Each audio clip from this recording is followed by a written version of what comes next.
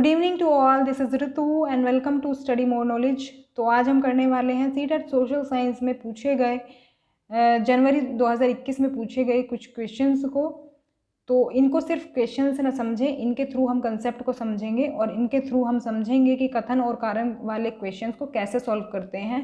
क्योंकि अब जो सीटेट है उसने पैटर्न थोड़ा सा चेंज कर दिया है, वो डायरेक्टली क्वेश्चन ना पूछ के थोड़ा सा घुमा फिरा के पूछने लगा है।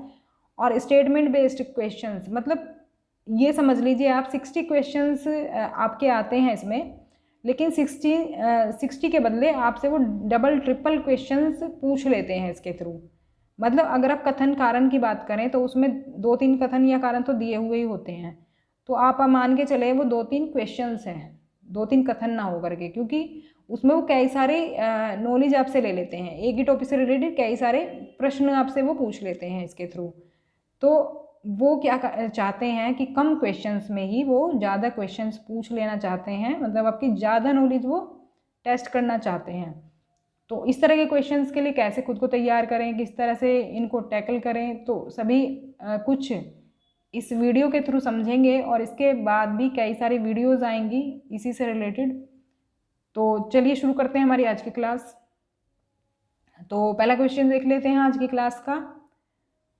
तो कथन दिए हुए हैं 2 इसमें। तो चोल मंदिर धार्मिक, सामाजिक एवं सांस्कृतिक जीवन के केंद्र थे। और दूसरा कथन है चोल कांस्य प्रतिमाएं देवी देवताओं की थी, पर कुछ प्रतिमाएं भक्तों की भी थी। तो पहले इसका हम देख लेते हैं कि आंसर क्या होगा। आपके अकॉर्डिंग क्या आंसर है इसका, आप भी बता सकते हैं। तो इसका आंसर होगा सेकंड ऑप्शन। ए और बी दोनों सही हैं, किंतु ए का सही स्पष्टीकरण भी नहीं है। तो अब देखो इसको समझते हैं हम पहले तो ये देख लेते हैं कि इस तरह के क्वेश्चन करते कैसे हैं। अब देखो यहाँ पर तो दोनों स्टेटमेंट दे दी गई हैं। कभी कभी क्या होता है कि पहला स्टेटमेंट दे दिया होता है, दूसरा कारण दे दिया होता है, या तो इन्होंने गलती से लिख दिया है कथन ही दोनों जगह, या जो भी चीज़ है। तो इसमें हम क्या करते हैं, पहले तो सबसे पहले क्या करते हैं, स्टेटमेंट को चेक करते हैं कि ये सही है या गलत है। तो पहले ये चीज़ देखते हैं, अगर वो सही या गलत है, दोनों में से एक गलत होगा एक सही होगा, तो हमें आंसर ऑलरेडी मिल ही जाएगा, मतलब तीसरे या चौथे ऑप्शन में मिल ही जाएगा हमें आंसर। उसके बाद हम आगे बढ़ते हैं। लेकिन अगर दोनों सही हैं तो फिर हमें स्पष्टीकरण भी देखना पड़ता है। तो पहले हम इसको देख लेते हैं। देखो ये जो दोनों पॉइंट दिए हुए हैं, दोनों कथन जो दिए हुए हैं, ये बिल्कुल सही हैं। सही कैसे हैं, तो चोल मंदिर जो थे वो बिल्कुल हम कह सकते हैं कि सिर्फ पूजा का ही एक स्थान नहीं थे और देवी देवता के रहने का स्थान नहीं थे, इससे ज़्यादा कुछ और थे ये। मतलब क्या थे, जैसे कि जो चोल मंदिर थे वो आसपास की जो बस्तियों के थे वो प्रमुख केंद्र थे। मतलब जो आसपास के जो लोग रहते थे उनके आजीविका एक तरह से वो साधन बन चुके थे, क्योंकि जो उसके आसपास की जो ज़मीन थी उसमें जो उपज होती थी, या फिर मंदिर में भी कोई होता था सामान, या फिर आसपास की जो भूमि थी उसका भी जो है यूज़ होता था। वहाँ के जो लोग थे उनके जीवन निर्वाह में वो खर्च होता था। जैसे कि कुछ शासक या फिर कुछ और लोग अपनी ज़मीन दे देते थे, दान में दे देते मंदिरों को। तो उस ज़मीन का क्या होता था, उस ज़मीन में जो उपज होती थी और उसके मंदिर से जो रिलेटेड लोग थे, जैसे कि पुरोहित होते हैं, आपने देखा होगा फूल माला वाले होते हैं, या फिर होते हैं संगीतकार होते हैं, कई तरह के लोग होते हैं वहाँ पर, बावर्ची होते हैं। तो कई सारी चीज़ें वहाँ पर देखने को मिलते हैं, कई तरह के लोग, कई व्यवसाय में लगे हुए लोग आपको देखने को मिलेंगे। एक मंदिर जो है कई सारे लोगों के आजीविका का साधन भी होता है, क्योंकि वहाँ पर लोग अपना जीवन निर्वाह करते हैं। तो इसी वजह से कहा गया है कि चोल मंदिर जो है धार्मिक, सामाजिक और सांस्कृतिक जीवन के भी केंद्र थे, क्योंकि जब इतने सारे लोग रहेंगे तो एक तरह से वहाँ पर समाज का भी निर्माण होगा। तो पहला कथन तो हमारा सही है और दूसरा भी सही है। दूसरा क्यों सही है, तो देखो एक विशिष्ट बात क्या थी चोल मंदिरों में, कि उसमें कांस्य की जो है प्रतिमाएं बनाई जाती थी, कांस्य की प्रतिमाएं थी। मतलब कांस्य की जो प्रतिमाएं थी वो थी देवी देवताओं की, लेकिन कुछ प्रतिमाएं जो हैं, कुछ मूर्तियां जो हैं वो भक्तों की भी देखने को मिलती थी वहाँ पर। तो दोनों ही सही हैं, लेकिन स्पष्टीकरण क्यों नहीं है, अब ये भी चेक कर लेते हैं। देखो जो पहला कथन हमारा दिया होता है उसके बाद हम क्योंकि लगा कर देखेंगे, क्योंकि लगा कर हम चेक करते हैं कि क्या जो पहला कथन है वो कारण है क्या, मतलब दूसरा जो कथन है हमारा वो इसका ये पहला कारण है क्या, तो ये हम क्योंकि लगा कर चेक करते हैं। अब अगर हम पहले कथन में क्योंकि लगा देंगे, चोल मंदिर धार्मिक सामाजिक एवं सांस्कृतिक जीवन के केंद्र थे, क्योंकि चोल कांस्य प्रतिमाएं देवी देवताओं की थी पर कुछ प्रतिमाएं भक्तों की भी थी, तो ये तो बिल्कुल भी मैच नहीं कर रहा है। कुछ सिमिलर चीज़ें होती हैं, मतलब कुछ मिलती जुलती चीज़ें होती हैं और हमें लगता है कि इसी के कारण की वजह से ये कथन दिया गया है, तो तब हमारा वो सही होता है। स्पष्टीकरण हम जब कहते हैं कि ये सही स्पष्टीकरण है, लेकिन हम इसमें स्पष्टीकरण हमें सही नहीं मिला है, तो हम क्या कहेंगे कि ये सही स्पष्टीकरण नहीं है। तो इसका ऑप्शन नंबर 2 हो जाएगा करेक्ट आंसर। इसी तरह से हम सारे क्वेश्चंस को सॉल्व करते हैं। अब नेक्स्ट क्वेश्चन जो है इसमें कथन 2 दिए हुए हैं। दिल्ली के सुल्तानों के समय तुआरिक के लेखकों ने जन्म सिद्ध अधिकार और लिंग भेद पर आधारित आदर्श समाज व्यवस्था बनाए रखने की सलाह दी। पहला कथन तो ये हो गया। दूसरा है उनके विचारों से सारे लोग सहमत होते थे। देखो पहली चीज़ तो ये कि जो तवारीख जो टॉपिक है ना, इससे क्वेश्चन ज़रूर आता है सीटेट में। इस टॉपिक को आप अच्छे से तैयार कर लेंगे, इसके सारे पॉइंट्स बारीकी से पढ़ लेंगे। और अभी हम समझते हैं कि तवारीख ये होती क्या है।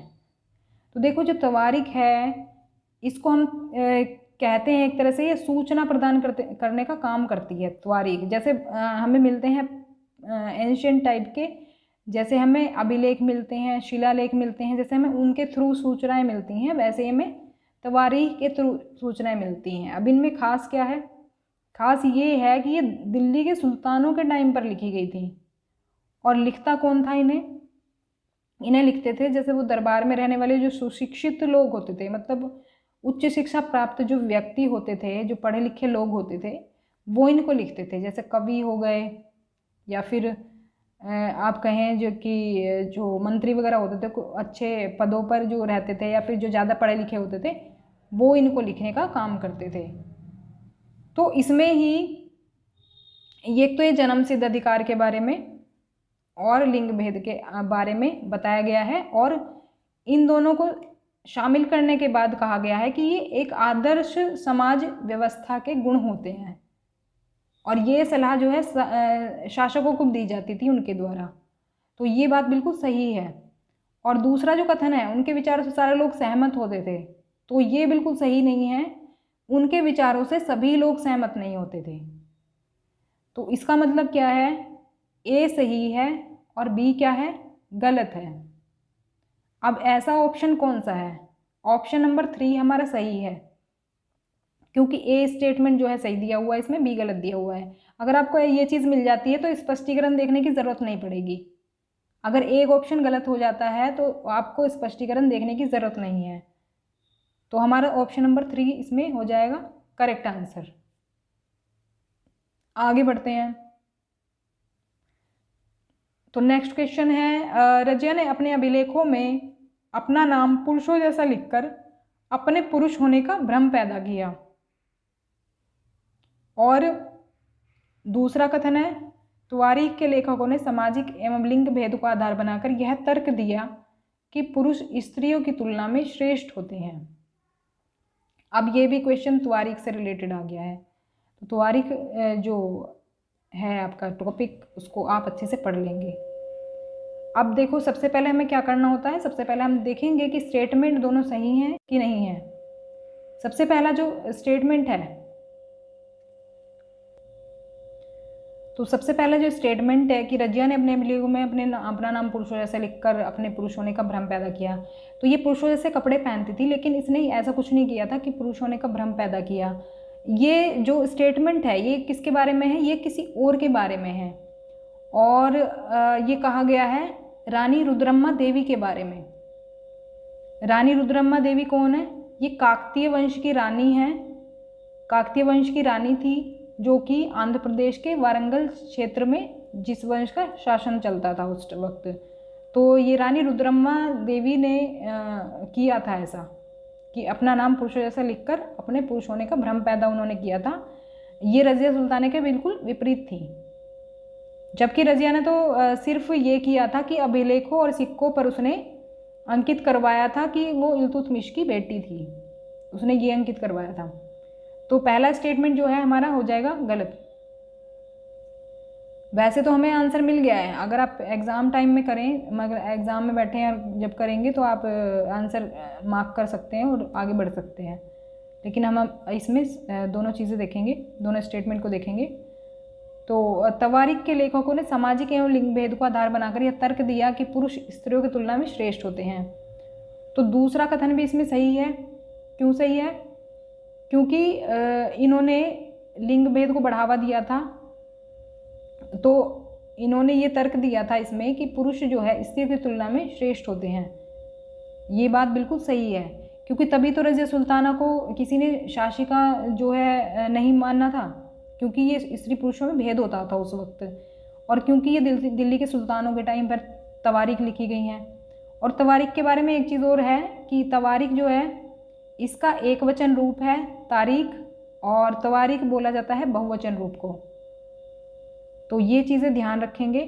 और एक चीज़ और है कि ये सुल्तानों के शासनकाल में जो है प्रशासन की भाषा में लिखी गई थी, फारसी भाषा में ये लिखे गए थे तवारीख।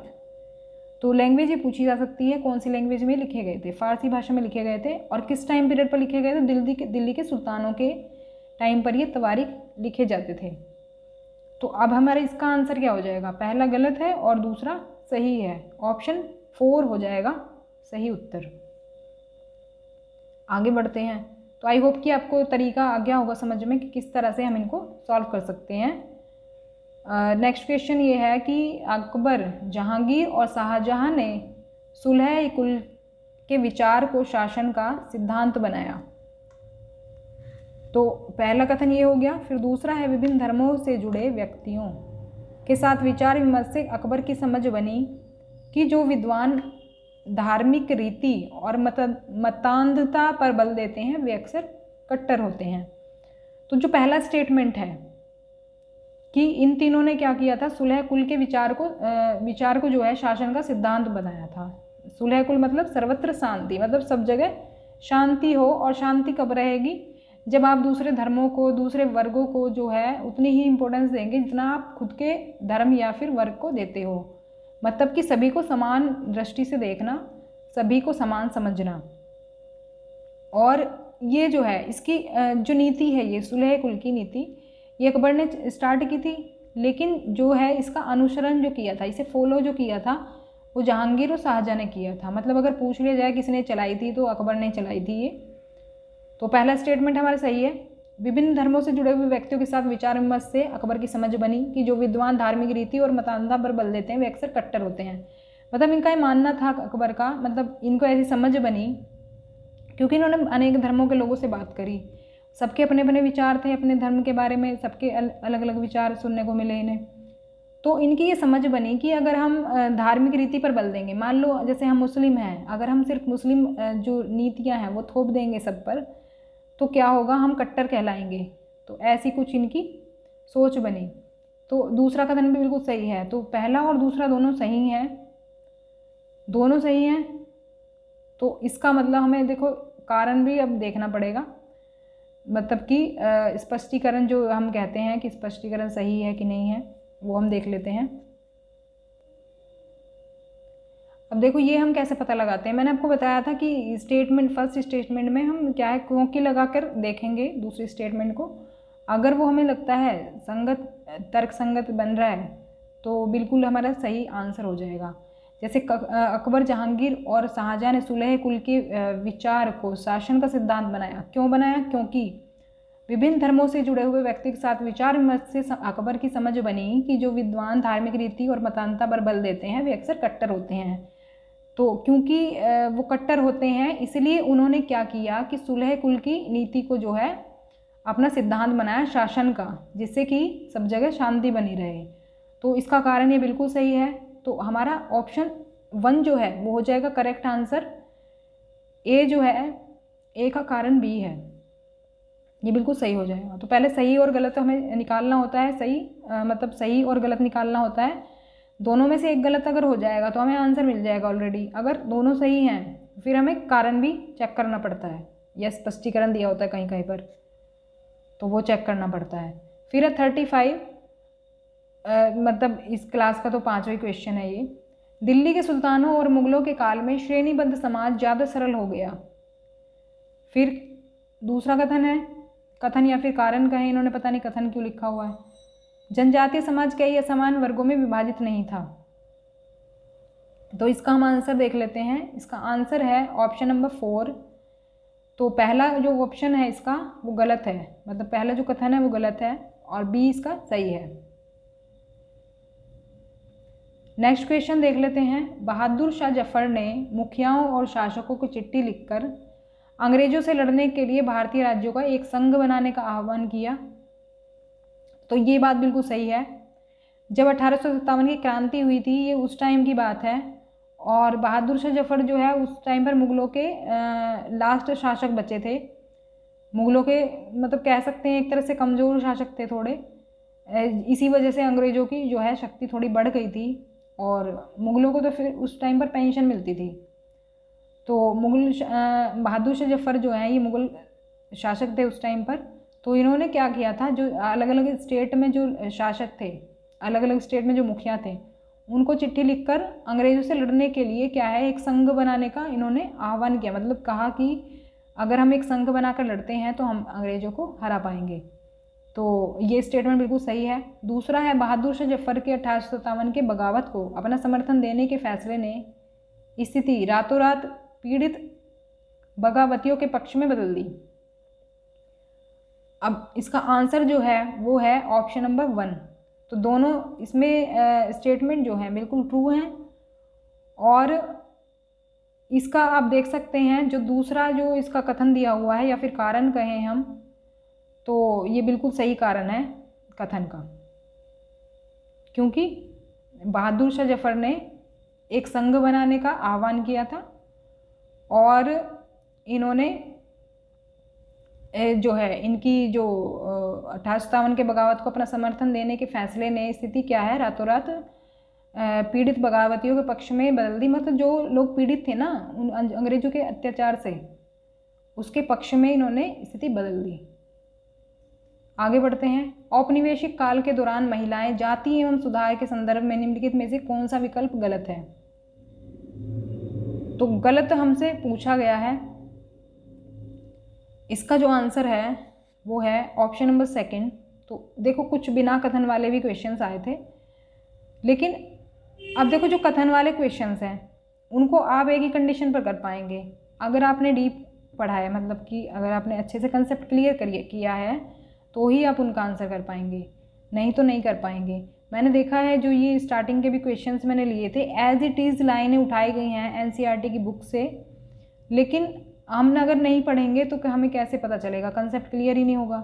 या फिर कुछ लोग समझ नहीं पाते हैं, जैसे पढ़ते हैं उनको समझ नहीं आता है। अब क्योंकि हर टॉपिक को हम बिल्कुल डीपली तो पढ़ नहीं सकते, तो फिर भी आप जो भी टॉपिक पढ़ें उसको क्या करें, उसको समझते चलें अच्छे से, उसके बाद ही आप ऐसे स्टेटमेंट बेस्ड क्वेश्चंस को कर पाएंगे। क्योंकि देखो इसमें हमें ये चेक करना पड़ता है कि ये सही है स्टेटमेंट या फिर गलत है। अगर हम सही गलत की पहचान नहीं कर पाएंगे तो हम सही आंसर नहीं दे पाएंगे बिल्कुल भी। तो यही एक तरीका है इस तरह के क्वेश्चन को सोल्व करने का। तो इसका जो आंसर है वो 2 है। प्रार्थना समाज ने केवल हिंदू ग्रंथों पर विचार विमर्श किया। एक तो देखो ये केवल जैसे शब्द आ जाते हैं, वैसे तो ये आंसर को सीमित करते हैं, लेकिन ऐसे ज़रूरी नहीं है कि हमेशा ही हमारे ऑड वन आउट निकलेंगे, मतलब जैसे गलत पूछा जाए तो ये ही गलत निकलेंगे। लेकिन फिर भी इस बात पर एक बार विचार जरूर करना चाहिए हमें।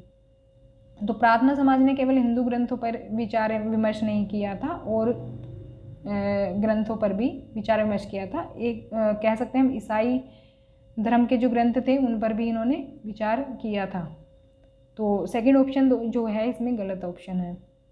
नेक्स्ट है, तो देखो ये सिंपल सा क्वेश्चन पूछा गया है, तेलंगाना राज्य पहले भारत के किस राज्य का हिस्सा था? तो इसका आंसर सभी जानते होंगे, ये आंध्र प्रदेश का हिस्सा था। आगे बढ़ते हैं। निम्नलिखित कथनों पर ध्यान दें और लोकतंत्र में संचार माध्यम की सही भूमिका का चयन करें। तो देखो लोकतंत्र में संचार माध्यम की क्या भूमिका है, इसमें से हमें क्या है सही कथन चुनने हैं। तो पहला है, इसे समाचार के माध्यम से नागरिकों को सूचना पहुंचानी चाहिए, तो बिल्कुल सही है। तो क्योंकि देखो लोकतंत्र की बात हो रही है, लोकतंत्र आप जानते ही हैं कि डेमोक्रेसी जो है उसमें जो जनता है, जनता का पूरा अधिकार रहता है सूचनाएं पाने का और किसी को भी सूचना देने का। तो इंसान स्वतंत्र होता है, इसमें व्यक्ति स्वतंत्र होता है कोई भी सूचना पाने का। मतलब मान लो अगर कोई सरकारी काम है उसके बारे में उसे सूचना पाने का पूरा अधिकार है, या फिर कोई घटना होती है उसके बारे में भी सूचना पाने का पूरा अधिकार है। तो वही बात इसमें हो रही है कि समाचार के माध्यम से नागरिकों को सूचना पहुंचाई सूचना पहुंचानी चाहिए।